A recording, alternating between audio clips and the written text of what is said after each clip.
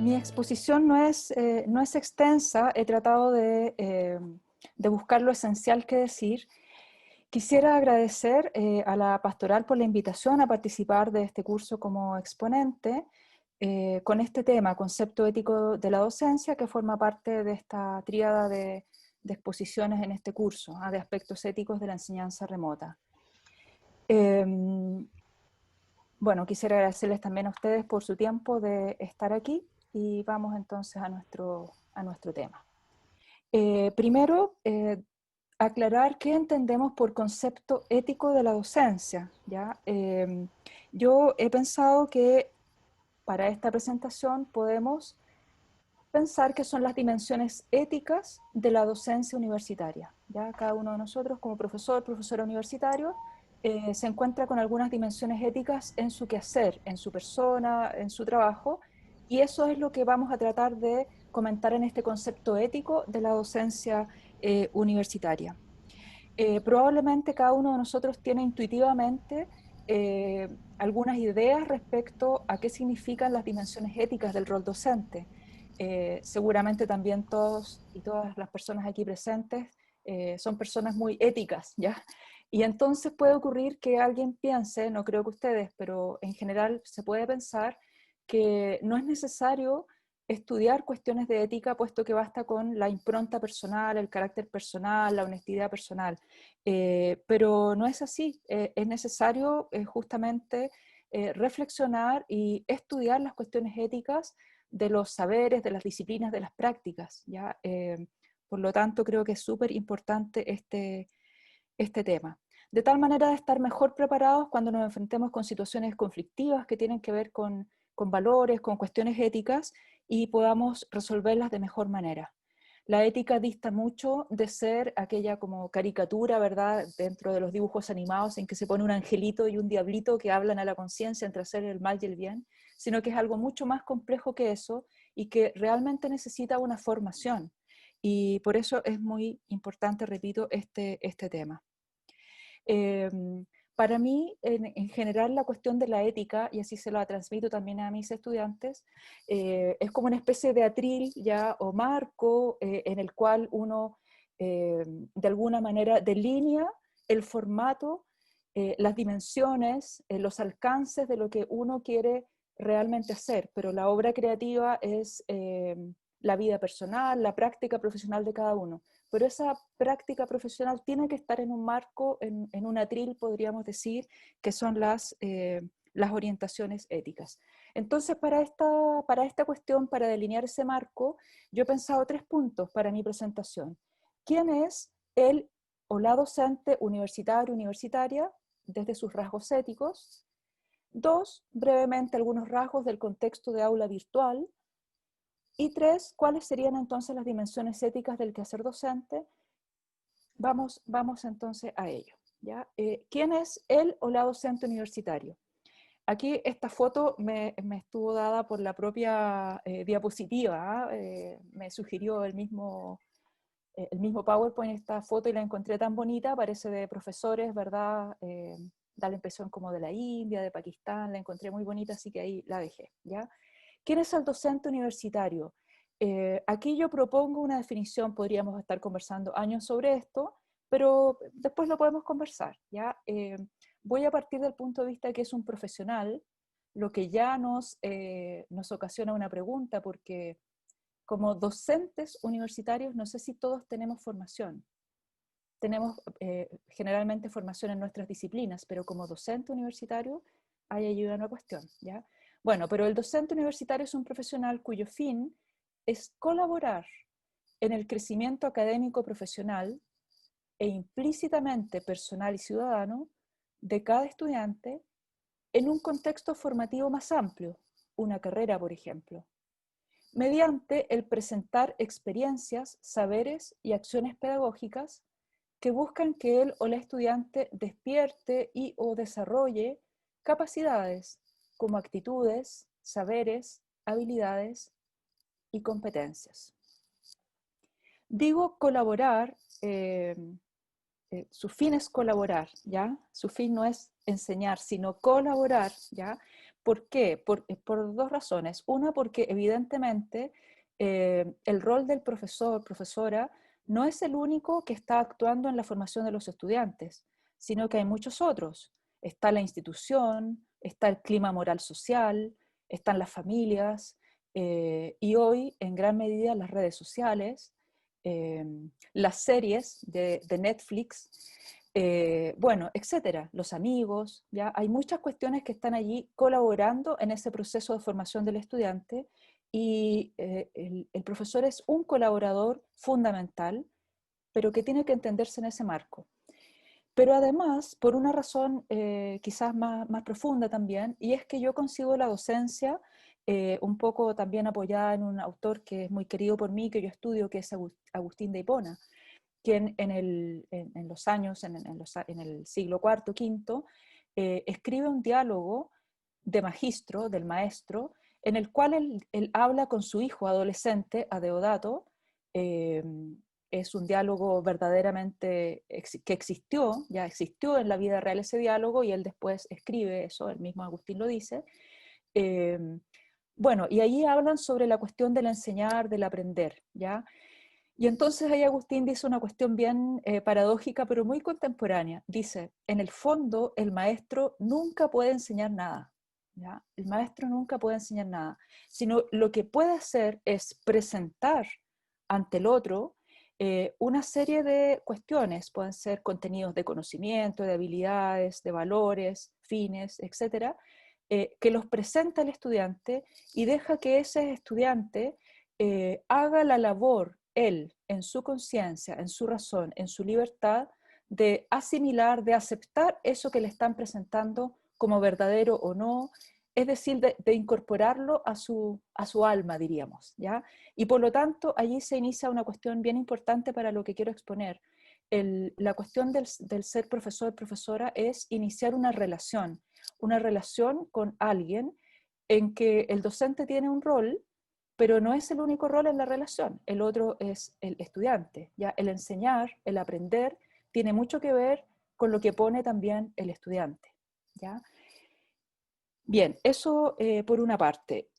¿Quién es? ¿Ya? Entonces el profesor, la profesora universitarios es el miembro de una relación de enseñanza-aprendizaje en el marco de una institución cuyo rol específico es guiar un proceso de aprendizaje para uno, para varios o para un grupo de estudiantes como una identidad comunitaria. Guiar implica varias cosas, y esto lo extraigo de algunas definiciones de filosofía de la docencia o de educación en valores, ¿ya? No es mío. ¿Qué significa el guiar?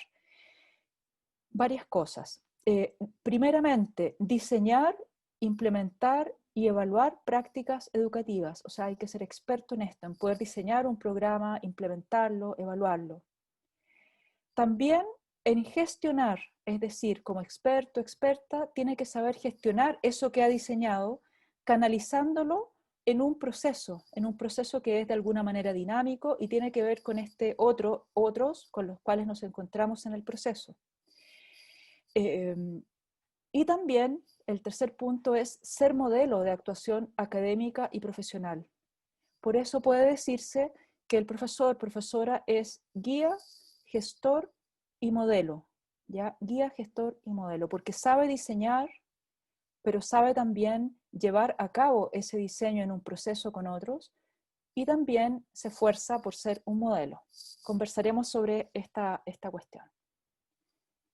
Bien, ¿y quién es? Con esta descripción, nos lleva a pensar también entonces lo que se ha llamado un contrato moral, no solamente un contrato profesional, sino un verdadero compromiso moral, que significa primeramente, como cualquier profesión, un compromiso con su excelencia técnica y ética. Un compromiso con su excelencia técnica significa en gran medida ser competente en la disciplina que se enseña, y para ello entonces también un ethos de educación continua, como lo que ustedes están haciendo ahora. Un ethos de un carácter moral constantemente abierto a la educación continua, porque sabemos que los saberes son tremendamente cambiantes, se amplían día a día, por lo tanto es necesario para cumplir con competencia esta vocación a la actualización permanente. Pero también la excelencia ética, ¿ya? Es decir, de alguna manera incorporar lo que estamos conversando hoy día, ¿ya? Las dimensiones éticas del quehacer docente, también de su profesión, ya ser de alguna manera un profesional ético, que sería en cualquier ámbito ser un profesional ético, realizar sus competencias profesionales con una excelencia técnica, pero también en el sentido, en el fin al que se dirige la profesión y para el bien común. Porque alguien podría ocupar sus competencias para fines distintos de los cuales son los legítimos de su profesión. Y eso, por supuesto, sería excluido por una visión ética. Fuera de ese compromiso con su propia excelencia técnica y ética, implica, fuera o dentro, ciertas actitudes. Las actitudes son disposiciones. En el lenguaje antiguo, medieval, podríamos hablar también de virtudes, en el sentido de capacidades plenamente desarrolladas, ¿ya? Hoy se habla de actitudes, disposiciones, ¿ya? En el fondo son fines a los que aspiramos, pero que nos comprometen.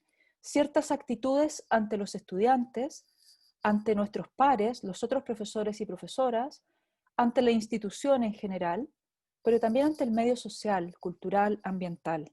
Yo he anotado algunas acá, por ejemplo, actitudes ante los alumnos.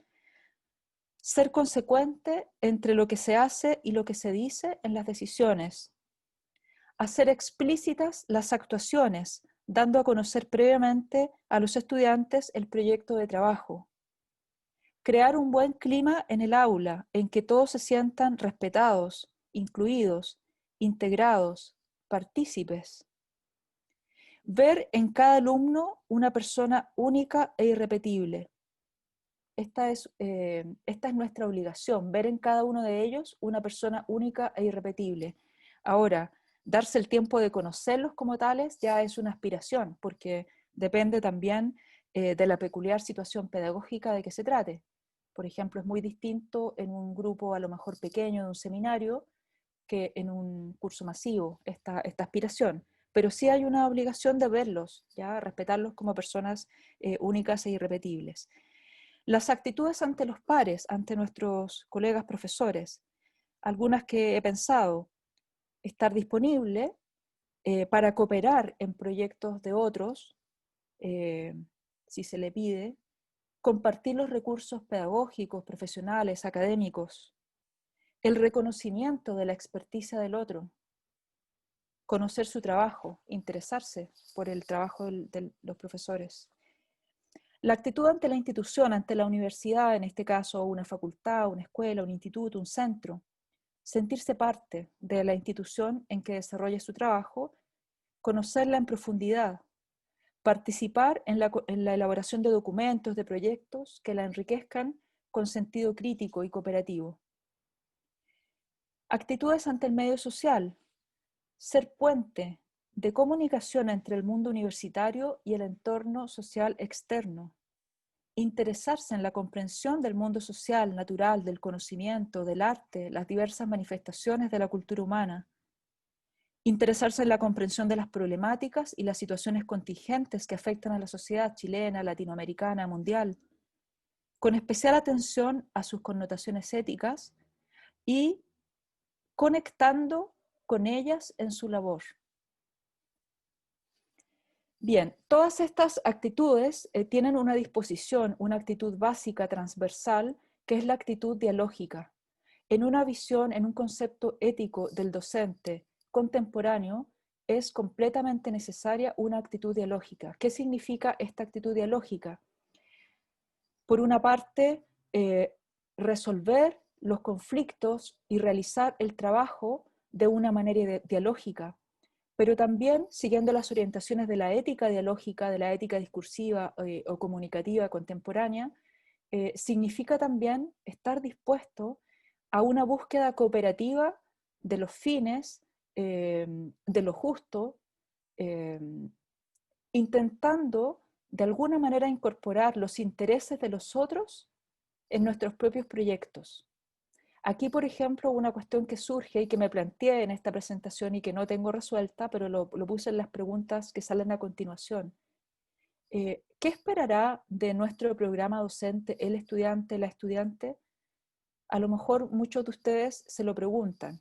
Yo me lo he preguntado poco. Generalmente empiezo mi trabajo pensando en lo que yo pienso que es el programa docente y me hago menos esta pregunta, por eso me resultó relevante presentárselos. Bien, aquí hay algunas preguntas que tendrían que estar como parte de nuestra reflexión permanente como compromiso moral. ¿Quién es el estudiante? ¿Quién es esta estudiante que está ante mí? ¿Quién es como persona? Si estamos ante un estudiante universitario, ¿en qué situación se encuentra? ¿En qué etapa de desarrollo moral estará? ¿Estará en una etapa de desarrollo moral básica, así como de orientación premio-castigo, o en una orientación estratégica? ¿O tendrá un sentido social más profundo, podríamos decir una perspectiva convencional en el sentido de Colbert? ¿O tendrá ya una perspectiva más postconvencional, una orientación hacia los derechos, hacia los principios éticos universales, etcétera, hacia el cuidado del otro en el sentido de una autora Gilligan? ¿En qué etapa de desarrollo moral estará? Porque eso depende también de cómo yo voy a intentar llevarlo al nivel siguiente. ¿Qué vulnerabilidades tiene? ¿Trabaja? ¿Están cesantes sus padres? Etcétera. Ya, es de regiones distantes, problemas, etcétera, de conectividad, etcétera. ¿Qué buscamos enseñar? ¿Ya? ¿Qué busco enseñar? Es decir, ¿cuáles son los fines? ¿Ya? No solamente contenidos de conocimiento, de habilidades, sino también una formación del otro como persona. ¿Cómo hago esto? ¿Ya?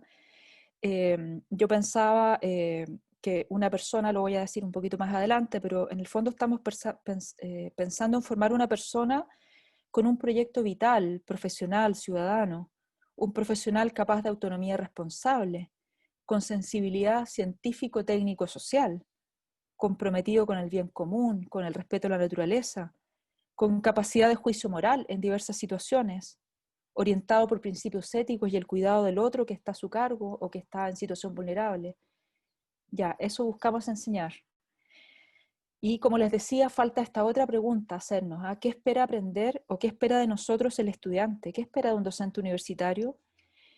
Algunas pistas sobre eso yo he encontrado, por ejemplo, en la encuesta docente. Por ejemplo, esperan aprender cosas nuevas de parte de alguien experto en su materia. Esperan aprender cosas importantes y aplicables. Esperan respeto. Pero reconozco que no lo sé con claridad, ya son pistas. Por otra parte, ¿qué espera de nosotros la universidad y la sociedad? ¿Qué esperará de los docentes universitarios la sociedad chilena? Bien, esas son las primeras cuestiones sobre el quién. Sobre el contexto de aula virtual, tengo solamente esta diapositiva, es reflexiones que a lo mejor yo conozco menos, pero también confío en que en las sesiones siguientes, la del próximo miércoles y la del subsiguiente, van a abordar los profesores, ¿verdad? Bueno, sin duda, la comprensión crítica del contexto en que realizamos nuestra labor docente es fundamental para el ethos, ya para la mirada ética de la acción docente. No nos puede ser indiferente las problemáticas personales y sociales que afectan a los estudiantes en lo próximo, ni tampoco los asuntos públicos, sociales, económicos, etcétera, que están allí. La cuestión de la conectividad y las redes sociales, por ejemplo. Bien, hay que pensar que el aula virtual tiene algunas cosas diferentes al aula presencial al que estábamos acostumbrados y en la cual esta aula virtual hemos tenido que sumergirnos de pronto obligatoriamente, con urgencia, ya sin apenas pensar, digamos, este nuevo escenario que es el aula virtual, ¿ya? Bueno, por una parte, ya, esta aula virtual nos ha hecho, creo yo, reflexionar sobre el valor de la presencia del otro, del estar juntos, porque quizás un webinar, una sala por Zoom, es una especie, la palabra es fuerte, pero ustedes me entenderán, un simulacro, ¿ya? De una estancia presencial. no es lo mismo, ¿ya? Y menos es lo mismo como son muchos de nuestros estudiantes, sobre todo a lo mejor de las primeras etapas, que están ahí con sus pantallas apagadas, ni siquiera podemos verlos, ¿ya? Entonces es como un simulacro de una presencialidad, se advierte esa ausencia, se advierte esa ausencia, y yo recordaba aquí unas palabras de Violeta Parra, que estudié alguna vez cuando ella estaba en la carpa de la reina, y ella decía algo así como, cito de memoria, pero decía, yo ya no quiero hacer ni tapicería, ni artesanía así separados, sino que lo que quiero es estar aquí con el público cerquita de mí, al que puedo mirar a los ojos e incorporar a mi alma. Y me hacía sentido esas palabras porque pensaba, bueno, nos falta esa calidez a las que está eh, de alguna manera manifestando la poeta en sus palabras, ¿verdad? Nos falta esa calidez de el encontrarse, del mirar a los ojos, de poder incorporar esa mirada a nuestra alma. Pero bueno, está esa ausencia de la presencialidad, pero por otra parte también hay ciertas riquezas, ciertas cosas que se abren y que quizás hemos explorado poco. Bien, por una parte la temporalidad, el carácter de la temporalidad cambia sin duda en el aula virtual. Ninguna clase tiene un tiempo ilimitado, ya lo sabemos, pero probablemente en el aula virtual el tiempo es aún menor que en el de una clase presencial, por los cansancios, pero también por los problemas de conectividad. Sabemos que no es solamente la cuestión de el acceso o la conectividad que tenga una determinada región, una determinada población, sino que muchas veces la conectividad de nuestros estudiantes está dada por situaciones económicas. ¿Cuánto vale un minuto de pago de horas de internet, de virtualidad para estar en la clase? Entonces, esa cuestión a mí me ha hecho pensar que ahora hay también una especie de asimetría en el proceso educativo. Esto se ve también en el espacio. O sea, el espacio ahora es un aula virtual, ¿ya? Pero que es muy diferente a la sala de clase. Yo me imaginaba que no es la universalidad de la universidad, del campus, de la sala, sino que ahora el aula virtual es como si tuviésemos una clase, una sala con estas características. Una sala en la cual algunos alumnos se sientan en sillones giratorios, con un café y galletas, y otros se sientan con sillas duras, dentro de una habitación pequeña, con escritorio. Otros se sientan en una sala donde hay mucho ruido, donde pasan la familia, pasan los niños, hay bastantes distracciones. Otros se sientan en una sala en que ni siquiera pueden sentarse sincrónicamente, sino que tienen que hacerlo después, escuchar después, ¿ya? Eh, Otros tienen que entrar y salir de la sala a cada momento de la clase. Otros ni siquiera pueden llegar a conectarse. ¿Se fijan ustedes que la asimetría de la espacialidad, de la temporalidad en el aula virtual es un tema importante que nosotros tenemos que pensar con un criterio, yo diría dos criterios, un criterio de esencialidad y un criterio de equidad? Un criterio de esencialidad que es en el fondo el buscar lo esencial de nuestras prácticas pedagógicas para, diríamos, ahorrar ese tiempo escaso que tenemos, para aprovecharlo al máximo, y por otra parte, de equidad en el sentido de preocuparnos de disponer aquellas estrategias e instrumentos que a los estudiantes, aquellos que tienen que entrar y salir, ¿ya? O que no pudieron conectarse o que están en la silla dura, ¿ya? Les posibilite de igual manera estudiar y aprender. Eso me planteaba. Y por otra parte, la cuestión del aula virtual nos abre una potencialidad de un universo de recursos.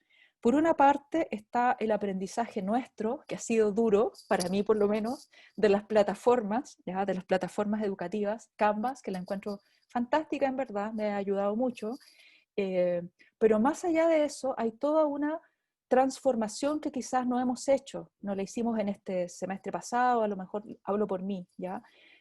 Pueden haber distintas experiencias, pero, por ejemplo, podríamos ayudarnos con este universo de recursos para nuestros objetivos educativos. Por ejemplo, hoy podríamos tener mayor conexión con otros lugares del mundo. con otras aulas, con otros profesores, otros cursos, y probablemente hemos explorado poco esa alternativa. Conocer otras experiencias educativas en otras regiones del mundo, propiciar esta relación de los estudiantes entre sí.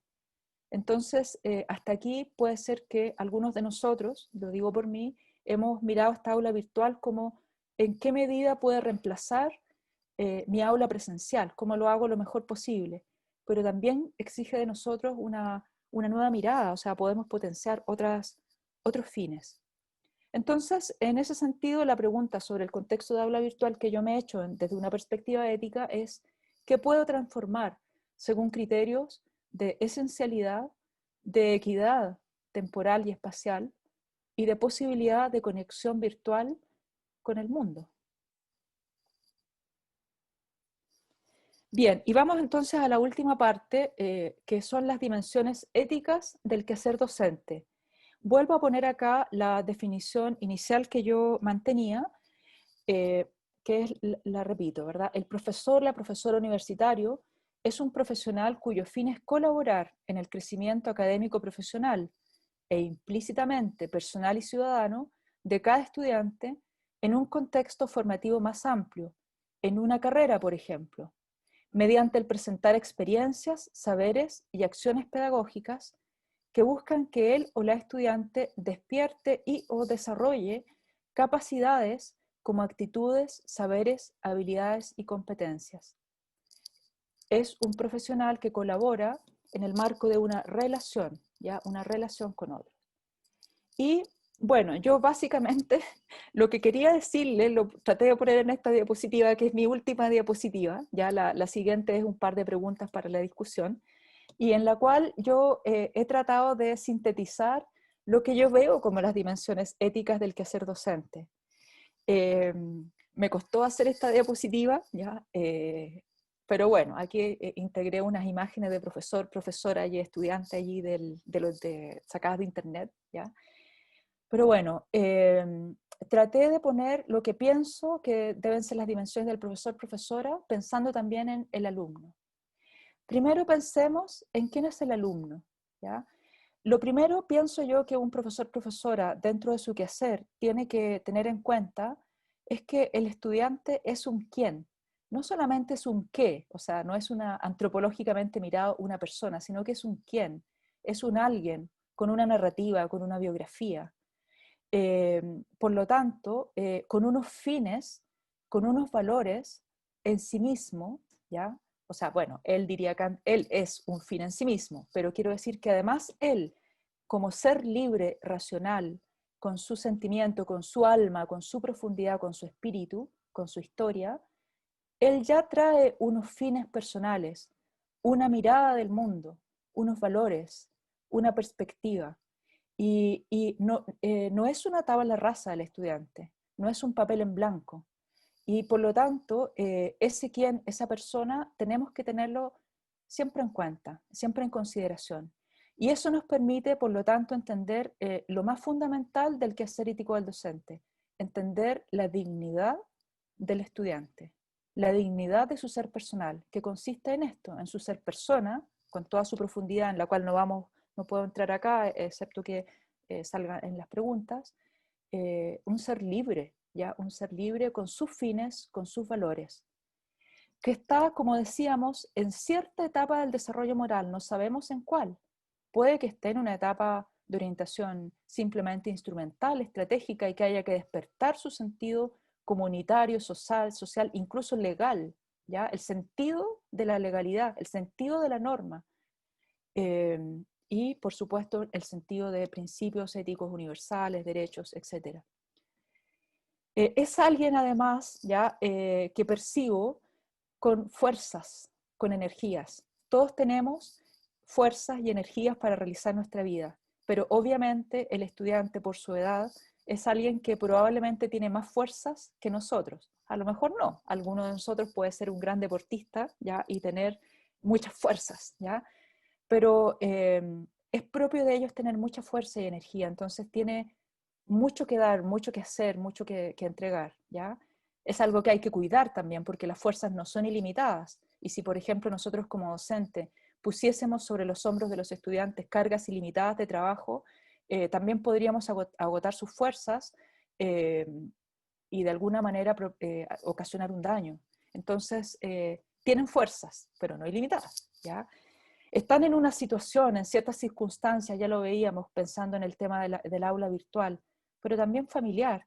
Hoy que hemos podido ver a nuestros estudiantes, a algunos, en su contexto, nos damos cuenta más quizás de esa situación, de esas circunstancias, y por eso va a ser también, creo yo, un gran aprendizaje para nosotros, ¿ya?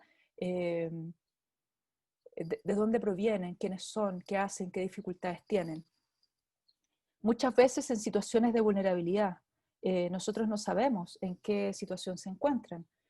Por lo tanto, es importante clarificar eso para nosotros, ¿ya? Respetando su dignidad, respetando entender que un estudiante que detrás de sí ya se aprecia en la pantalla una casa hermosa, una biblioteca hermosa, medios ya de vida apropiados, no dista su dignidad de este otro estudiante que se ve a lo mejor en su entorno, qué sé yo, una pared descascarada o alguien que ha puesto una sábana detrás para tener un ambiente adecuado, para una presentación, una grabación, etc. Entonces, entender el contexto, pero también al mismo tiempo apreciar la dignidad, ¿ya? La dignidad, es decir, cada uno es digno en su contexto, no necesita esconder la comuna de que viene, la pared descascarada, porque eso no es problema del estudiante, ¿ya? Es un problema del contexto social, humano, político en que nosotros vivimos, y es importante que el estudiante lo valore como tal, porque es un ciudadano libre y tiene que entender que ello no es algo que deba esconder o de lo cual deba avergonzarse. Bueno, esto es una opinión personal, ustedes por supuesto ahí lo conversamos. Es alguien también este estudiante que viene con saberes y con experiencias, ¿ya? Como decíamos, no es una tabla rasa, no es un papel en blanco. Y esos saberes y experiencias quizás tenemos que incorporarlos mejor a nuestro proyecto educativo, lo digo por mí, ¿ya? Porque probablemente yo con lo urgida que soy para llevar mi programa educativo, ya poco entiendo o poco me detengo a primero establecer una conexión con esos saberes previos, esas experiencias previas de los estudiantes. Antes y durante el transcurso de un programa, de un curso. El contexto social en que viene, que para los estudiantes es tremendamente cercano, ya ellos son muy cercanos al contexto social, hoy quizás también a través de sus redes sociales, está muy latente en ellos esta cuestión. Y ojalá alguien con una disposición a aprender, algo que puse también en el caso del profesor. Se supone que nosotros, nosotras, como profesores, también tenemos que tener una disposición a aprender, no solamente una disposición a enseñar. Bien, eso como una mirada, o sea, creo que el concepto ético de la docencia al menos implica intentar ver esto en el estudiante. Y ahora tratemos de ver qué debemos ver en nosotros, nosotras como profesores. Aquí integré algunas cuestiones que creo que deben estar o debemos plantearnos como aspiraciones, ¿ya? Pero también tienen que ver con los fines que nosotros queremos lograr en nuestros estudiantes. O sea, son cualidades que deben orientar nuestro quehacer, pero que también están pensadas como lo que nosotros queremos formar en nuestros estudiantes. Primero, el profesor, la profesora también es un quién, es una persona. Cada uno de nosotros no es solamente un profesor, una profesora, sino que es alguien con una historia, una biografía, unos fines, unos valores, una dignidad personal, una libertad. Eso es importante también recordarlo, ¿ya? Y qué puede significar eso en el aula también es muy importante. Por ejemplo, el quién.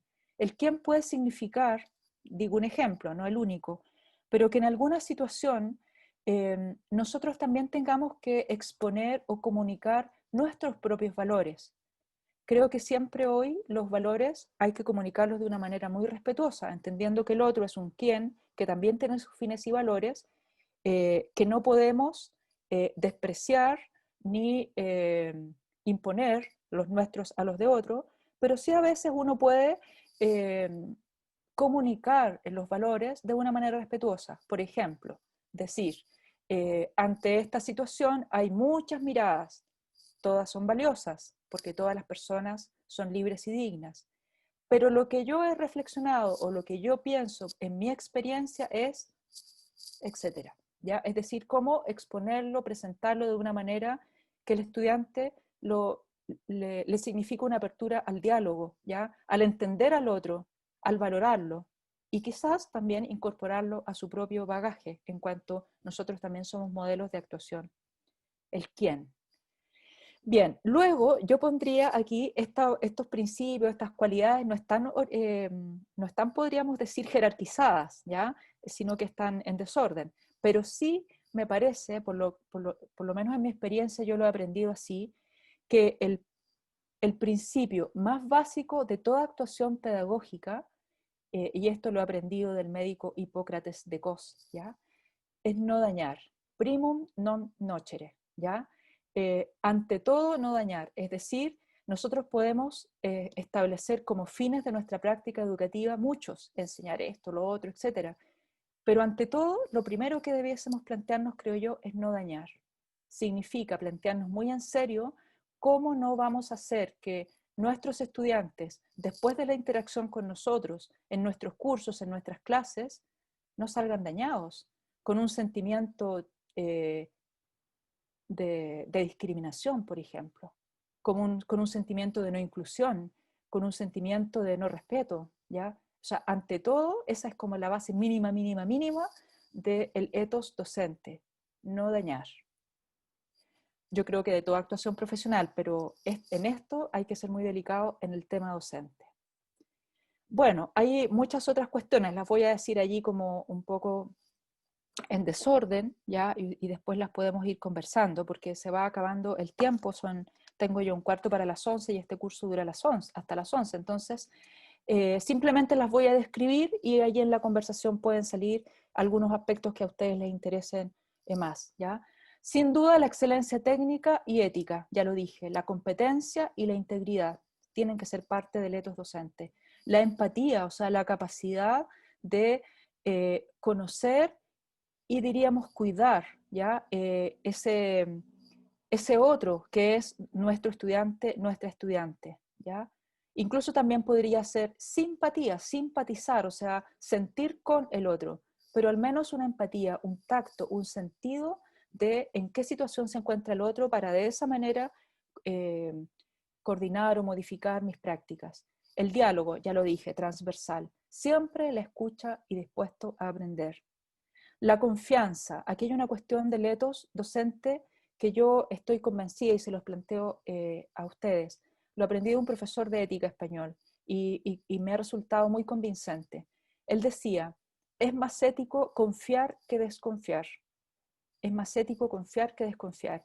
Si yo inicio una interacción pedagógica con una visión de desconfianza del otro, estoy mirando al otro como si estuviese en una etapa de desarrollo moral mínimo, de premio-castigo. Y por lo tanto no lo estoy viendo en la altura digna que probablemente nuestros estudiantes universitarios tienen, o por lo menos aspiran a tener. Entonces, yo creo que es bueno partir de una visión de confianza. Claro, en el transcurso puede quebrarse esa confianza, pero eso es otra cosa. Pero partir de una confianza de lo que el estudiante es, valora y puede lograr en el aspecto técnico y ético. La verdad y la veracidad obviamente tienen que ser transversales a la práctica del docente.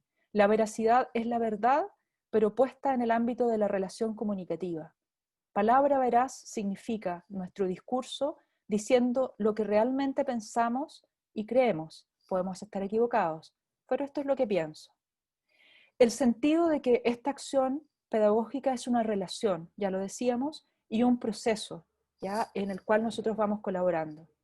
Sin duda, el principio de justicia, de equidad y de respeto activo, que es la manera contemporánea de decir tolerancia, es decir, respetar activamente al otro en su diferencia, lo que él piensa, lo que él valora, lo que él es fundamental para que nuestras acciones pedagógicas sean justas. Un sentido de responsabilidad y cuidado por el otro, ¿ya? Es decir, entendiendo cuáles son las consecuencias de nuestras acciones y en la medida que nosotros podemos también cuidar al otro, ¿ya? Por ejemplo, cuando acortamos nuestros tiempos de exposición para cuidar el cansancio de los otros.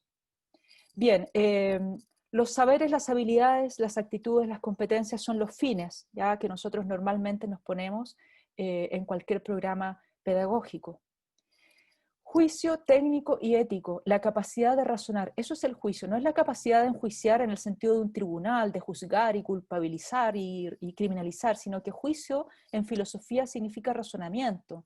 Es entonces la capacidad de pensar. Tenemos que tener la capacidad y desarrollar la capacidad de pensar desde el punto de vista profesional, probablemente todos lo saben, siempre lo podemos aprender mejor, pero desde el punto de vista ético. Y tenemos que también colaborar en que nuestros estudiantes aprendan a incorporar en sus juicios profesionales, en su razonamiento profesional, las perspectivas éticas. ¿Y qué significa estar atento a estas cuestiones que hemos estado diciendo? Por ejemplo, todos los bienes que están implícitos en una actuación profesional. Por ejemplo, en materia de construcción civil, ya que aquí está José Francisco, por ejemplo, cuál es el sentido, ya el sentido de la sensibilidad científico, técnica, ética, social al riesgo, por ejemplo. El riesgo, el cuidado del riesgo en las actuaciones profesionales. Son, podríamos decir, sentidos que tienen que ver con el carácter ético, por entender en el fondo los bienes relacionados con nuestra profesión. O en el caso de diseño, por ejemplo, la belleza. ¿Qué bien es la belleza para el ser humano? Bueno, un sinnúmero de bienes, y entre ellos, sin duda, sobresale el bien común. Bueno, y colaborar, decíamos, en todas estas actitudes como la comprensión crítica del medio social, esta capacidad transformadora, que el estudiante entienda que no es solamente alguien que tiene que conocer y saber ciertas habilidades, sino que él mismo es un transformador de la sociedad en el pequeño lugar que colabore, tiene que ser capaz de transformar a través de la palabra, del diálogo, etc.